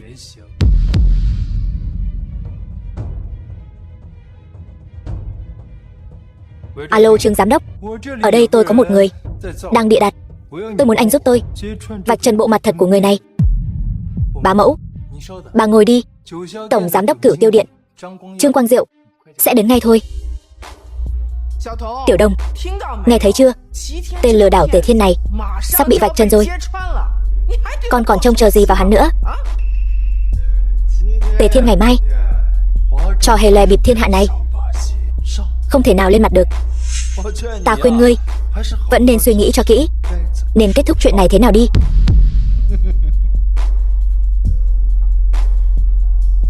Trương Quang Diệu, anh đến rồi. Quách thiếu gia, cậu tìm tôi có việc gì? Hôm nay tôi tìm anh đến chính là muốn anh vạch trần một tên hề. Không sai, Trương giám đốc chính là người này. Tự ý lấy xuống bảo vật của Cửu Tiêu Điện, còn nói hắn là cái gì? Chủ nhân mới ở đây, thật là ngông cuồng. Trương Quang Diệu phải không? Vậy thì anh hãy nói rõ với bọn họ, ta rốt cuộc có phải chủ nhân nơi này không? Giám đốc Trương, sau này sinh hoạt thường nhật của điện chủ nhất định phải chăm sóc chu đáo. Vâng.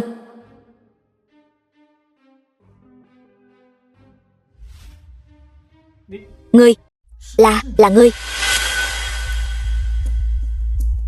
Chuyện gì thế này? Người quen hắn ta sao? Đương nhiên là quen rồi. Cái gì? Ta tận mắt chứng kiến Nhậm Ngã Hành đem Cửu Tiêu Điện tặng cho hắn. Hắn chính là tân chủ nhân nơi này. Hắn thật sự là... Cửu Tiêu Điện này chính là Nhậm Ngã Hành nể mặt Tinh Nguyệt Vũ Thần chuyển tặng cho Tề Thiên. Nể mặt ta? Sao ta lại không biết chuyện này? Giang bá mẫu không biết điện chủ Cửu Tiêu Điện này trong mắt bà có xứng đáng là nhân vật xuất chúng hay không? Xứng đáng. Vậy theo như giao ước, các người cũng không thể nhúng tay vào hôn ước của Giang Vũ Đồng. Quách Quân, ta dù có rời khỏi Quách gia cũng không đến lượt ngươi gào thét với ta. Tề Thiên, không ngờ ngươi quả thật có chút bản lĩnh, là ta xem thường ngươi rồi. Nhưng mà ngươi đừng quên, trong tay ta còn có bằng chứng ngươi giả mạo điện chủ. Nghi thức thăng chức ngày mai, điện chủ cũng sẽ đến. Chúng ta hẹn gặp lại. Quách Quân, ngươi chưa lấy bức tranh này kìa.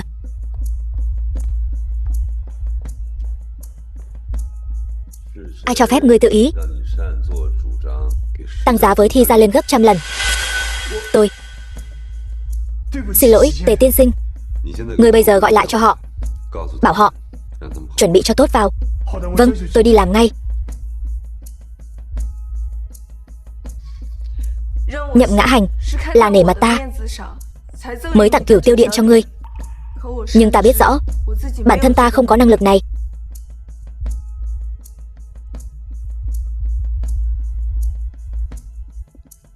Tề Thiên, ngươi thành thật nói cho ta biết, ngươi rốt cuộc là ai? Ta quả thực chưa nói cho ngươi biết, quan hệ của ta và Nhậm Ngã Hành rất tốt. Đừng lừa ta nữa. Thứ mà ngươi che giấu vĩnh viễn không chỉ có vậy. Nhưng mà nể mặt ngươi hôm nay đã giúp ta. Ta nói cho ngươi một bí mật với ngươi. Bí mật? Thật không giấu gì. Cách đây không lâu, ta đã tìm được tung tích của mẫu thân ngươi. Mẫu thân ta sao? Bà ấy hiện giờ đang ở đâu? Ngươi đừng kích động. Bà ấy vẫn rất khỏe mạnh và an toàn. Nhưng nếu ta nói cho ngươi biết vị trí của bà ấy, thì bà ấy sẽ gặp nguy hiểm. Bởi vì Quách gia cũng đang tìm bà ấy. Cho nên ta mới muốn xác nhận thân phận của ngươi. Ta muốn biết ngươi có năng lực bảo vệ bà ấy hay không. Ta nói cho ngươi biết tất cả. Ngươi dẫn ta đi tìm mẫu thân ta. Được. Ông chủ, rau của ông 8 đồng. Được. Tiền đây. Lần sau lại ghé ủng hộ. Được thôi. Ông chủ tới rồi.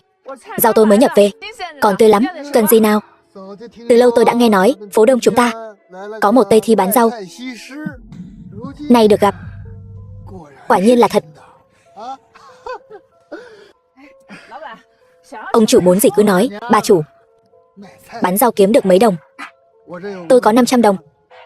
Mua bà. Thế nào? Ông chủ, tôi chỉ là người bán rau, tôi không làm mấy chuyện này. Bà chủ, việc gì cũng có lần đầu mà. Được thư giãn, lại còn kiếm được tiền, sao lại không làm?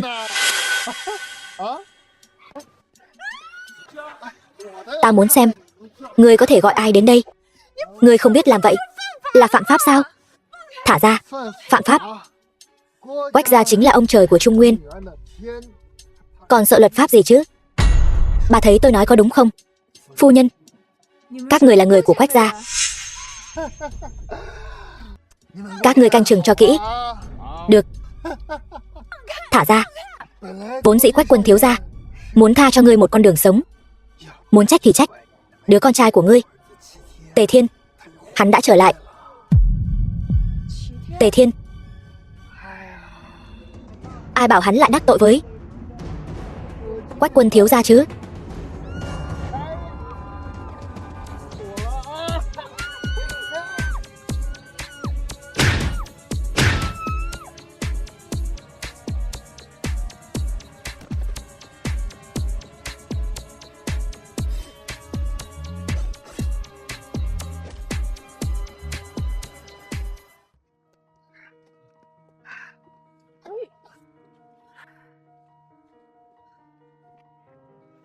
Cuối cùng con cũng tìm được mẹ rồi.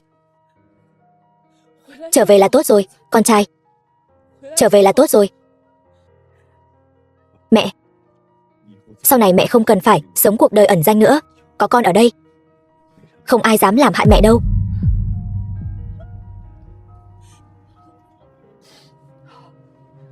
Bá mẫu, chúng tôi sẽ bảo vệ bà. Tiểu Đông, không được.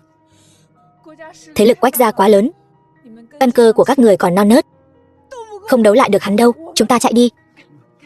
Mẹ, hãy tin con.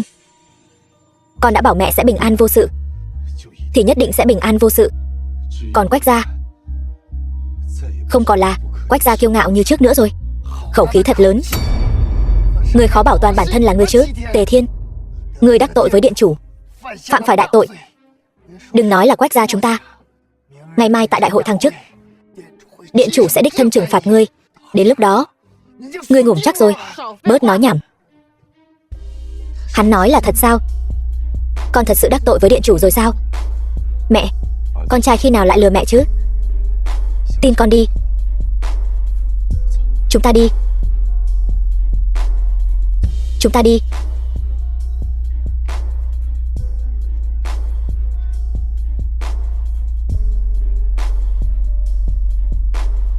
Áp giải bọn chúng đến sở thi hành pháp luật. Vâng. Điện chủ, chủ mẫu đã được sắp xếp xong hết rồi. Điện chủ đại nhân, giờ chủ mẫu đã được tìm thấy, vậy ngài có muốn tiết lộ thân phận không? Hôm nay bà ấy bị kinh hãi, cứ để bà ấy nghỉ ngơi cho tốt đã. Được. Ngoài ra, yến tiệc thăng chức, thi gia đã chuẩn bị xong xuôi. Bạch Kim Long bào, Huyền Thiên Trung Nguyên của ngài, lệnh bài thăng chức đều đã chuẩn bị đâu vào đấy. Chỉ chờ đến ngày mai, ngài đích thân trao tặng huân chương cho Giang Vũ Đồng. Truyền lệnh xuống. Hôm sau, điện chủ sẽ đích thân tới dự. Vâng.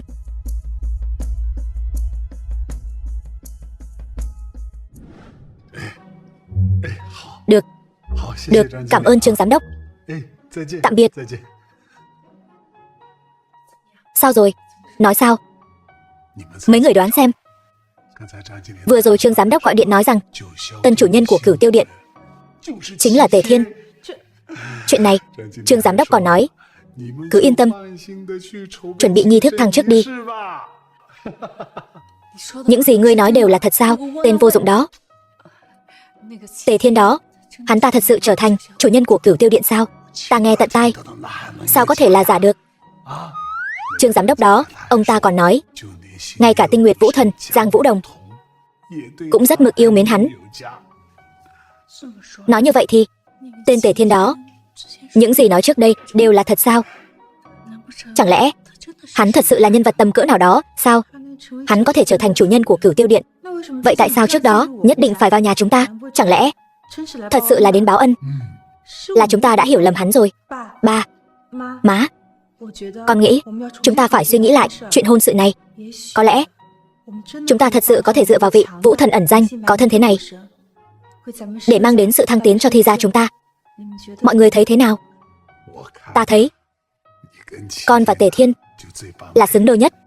Trước đây hai người còn chẳng coi người ta ra gì, chỉ thân phận người ta thấp kém. Nhưng giờ thì tốt rồi, hắn là chủ nhân của Cửu Tiêu Điện, thân phận địa vị còn cao hơn chúng ta. Hơn nữa, hai đứa còn có hôn ước, không còn gì thích hợp hơn rồi. Chuyện này không được, ta vẫn không đồng ý. Hải Yến, bà rốt cuộc là có ý gì vậy? Đúng rồi, má, hắn đã là chủ nhân của Cửu Tiêu Điện rồi, sao má vẫn không chọn hắn? Chủ nhân Cửu Tiêu Điện thì sao chứ?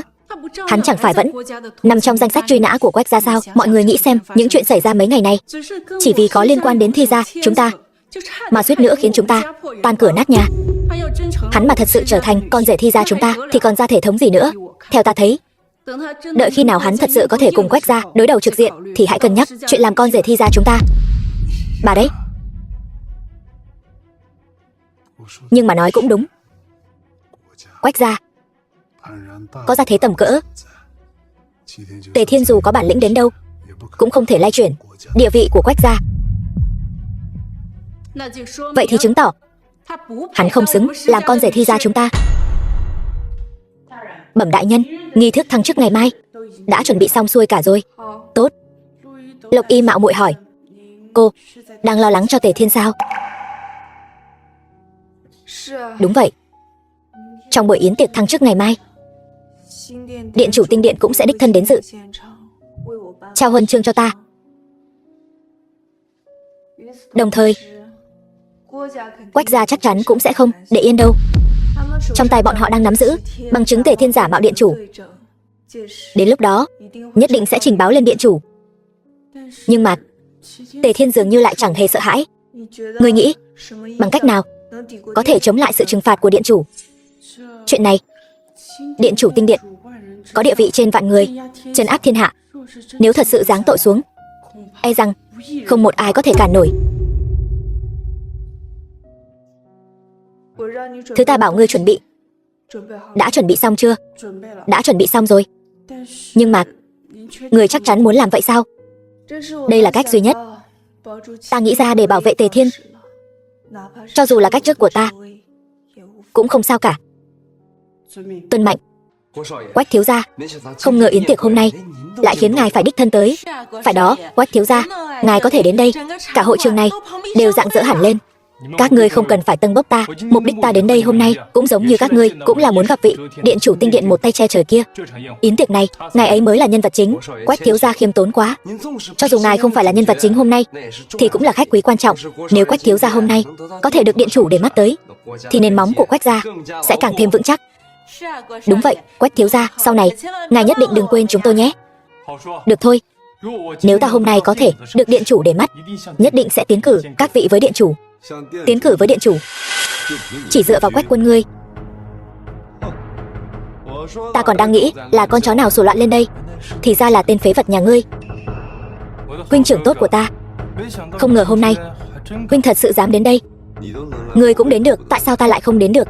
Tề Thiên, ngươi không cần phải đấu võ mồm với ta ở đây. Ta đã nói rồi, hôm nay khi điện chủ xuất hiện, ta sẽ đích thân bẩm báo, vạch trần tội trạng của ngươi. Nói được làm được. Quách thiếu nói đúng. Tề Thiên, ngươi đã đắc tội với tinh điện, dù thân phận ngươi cao đến đâu cũng khó thoát khỏi sự trừng phạt của tinh điện. Trừng phạt? Huynh trưởng tốt của ta, ngươi có biết hay không, cho dù ngươi có may mắn dựa dẫm vào mấy vị vũ thần, trong mắt ta, trong mắt Quách gia, ngươi vẫn chỉ là một kẻ vô dụng. Ở Trung Nguyên này, Quách gia ta chính là trời. Ngươi cứ chờ mà bị trừng trị đi. Vậy ta cũng nói cho ngươi một sự thật. Ở đây, ta mới là trời.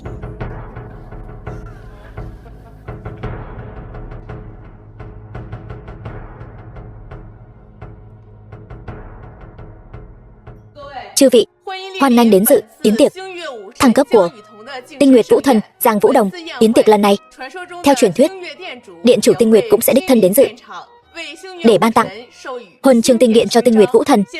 Bây giờ yến tiệc bắt đầu.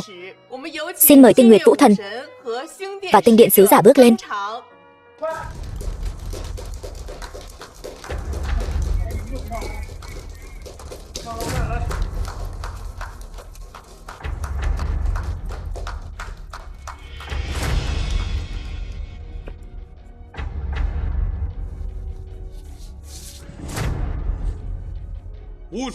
Vũ thần Giang Vũ Đồng, một người địch vạn kẻ thù, tiêu diệt kẻ thù, lập được công lớn, công huân hiển hách, đặc biệt ban tặng tinh điện huân chương, phê duyệt vào tinh điện nhậm chức. Giang Vũ Thần tiếp chỉ. Giang Vũ Đồng tiếp chỉ. Khoan đã. Sứ giả đại nhân, về việc Giang Vũ Đồng vào tinh điện nhận chức, tôi có ý kiến. Ngươi có ý kiến gì? Chư vị, chúng ta đều biết, tinh điện là thiên hạ đệ nhất điện, uy danh lừng lẫy. Người trong điện không ai không phải là người có chiến công hiển hách, đức tài vẹn toàn. Mà hôm nay, tôi tố cáo Giang Vũ Đồng đức không xứng vị. Mọi người có điều không biết, hắn, đứa con bị vứt bỏ của Quách gia, Tề Thiên, láo xược, mạo nhận thân phận điện chủ, xúc phạm thần uy của điện chủ, phạm đại tội bất kính. Còn Giang Vũ Đồng che giấu tội của Tề Thiên, mưu toan che đậy, phạm tội bao che. Đây chính là đức không xứng với vị. Làm sao có thể vào tinh điện? Quách quân ngươi đừng ngậm máu phun người. Ta ngậm máu phun người.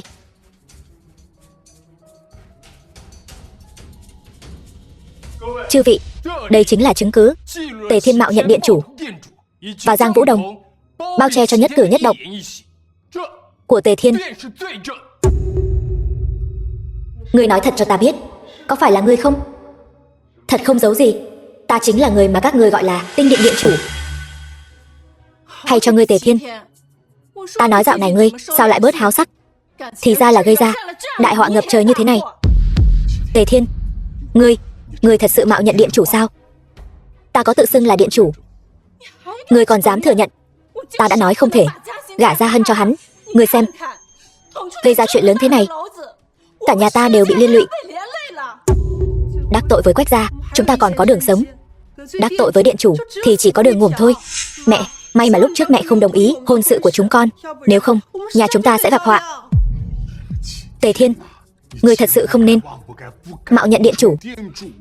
Bây giờ, Thúc làm sao cứu ngươi đây? Thúc, ta không sao. Sứ giả đại nhân, chứng cứ rõ ràng, xin ngài định đoạt. Giang Vũ Thần, những gì Quách Quân nói có đúng sự thật không?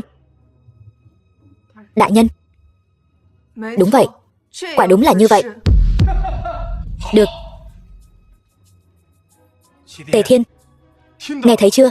Đắc tội với điện chủ, hôm nay không ai dám bảo vệ ngươi. Nhưng mà Giang Vũ Đồng ta xin thề ở đây, chuyện này cùng Tề Thiên chẳng hề liên quan, toàn bộ là do một mình ta làm. Nếu điện chủ trách phạt, ta nguyện ý một mình gánh chịu. Kính xin sứ giả thu hồi tư cách thăng cấp của ta. Ta nguyện từ bỏ chức vị Vũ Thần để xoa dịu cơn thịnh nộ của điện chủ. Giang Vũ Đồng, ngươi điên rồi. Tháo bỏ chức trách Vũ Thần, ngươi về sau sẽ trở thành thường dân. Những thành tích trước đây, võ công đều sẽ tan thành mây khói vì một con cờ hó mất chủ. Ngươi cần gì phải làm đến mức này?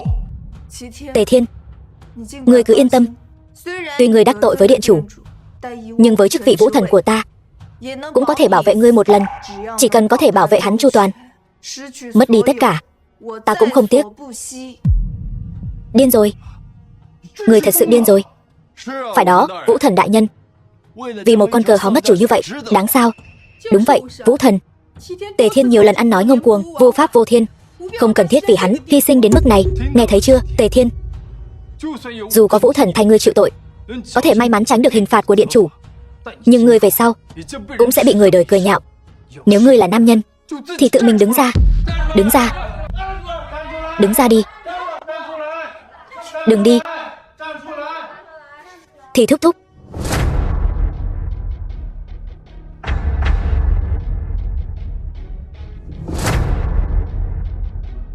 Một người làm, một người chịu. Tề Thiên ta tự xưng là điện chủ, cũng không cần bất kỳ ai đứng ra chịu tội thay ta. Giang Vũ Đồng, ngươi là Vũ Thần thì cứ an phận làm Vũ Thần đi. Tề Thiên, ngươi thật là khoác lác. Ngươi có tư cách gì?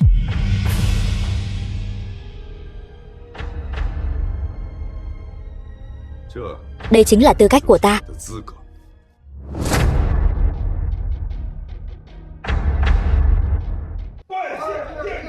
Bái kiến điện chủ. Chuyện này là sao?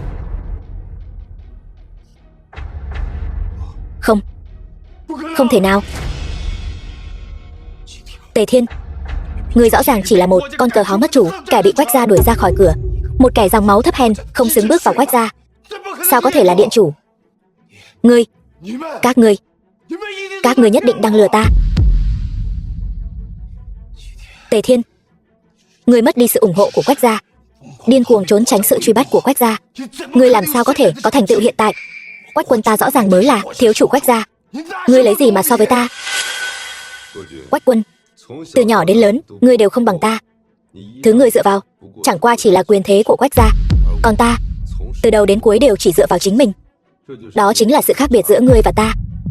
Trong mắt ta, ngươi chẳng qua chỉ là một tên hề. Xem ra ta không làm đại ca của ngươi ngần ấy năm, thật sự đã cho ngươi rất nhiều tự tin. Ta nói cho ngươi biết, chỉ cần ta còn sống một ngày, ngươi sẽ mãi mãi chỉ là đệ đệ. Không thể nào. Quách gia ta Quách gia ta mới là trời ở Trung Nguyên. Ta là thiếu chủ Quách gia. Ngươi không xứng so với ta. Ngươi, còn có cả người mẹ tiện nhân đó của ngươi, lúc trước nên ngủm trong tay ta. Ngươi là điện chủ thì đã sao? Đến nộp mạng đi.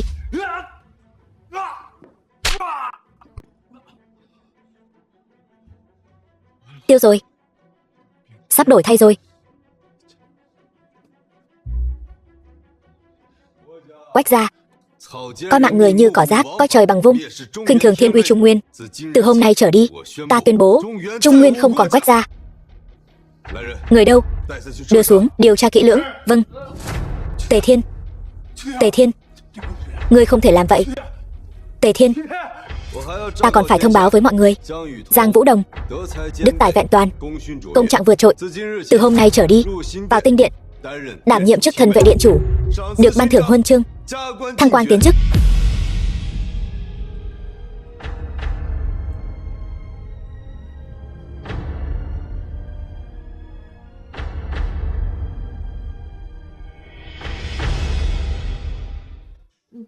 Ngươi thật sự là điện chủ sao? Ta đã nói với ngươi rồi. Khi ta gặp lại mẹ ta, sẽ nói rõ mọi chuyện với ngươi. Ta chính là điện chủ mà ngươi nói đến.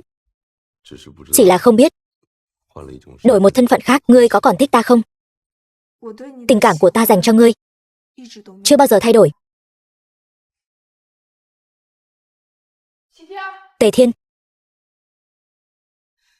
đây là hôn thư của chúng ta, ngươi phải thực hiện. Tề Thiên, bây giờ là thời đại hôn nhân tự do. Hôn nhân của chính mình, tự mình làm chủ, thúc không can thiệp. Tôi thấy Thi tổng nói đúng. Tề Thiên, dù con lựa chọn thế nào, mẹ cũng sẽ ủng hộ con. Nhưng mà mẹ mong con đừng quên, người có tình với con. Thì thúc thúc, mẹ, hai người nói đúng.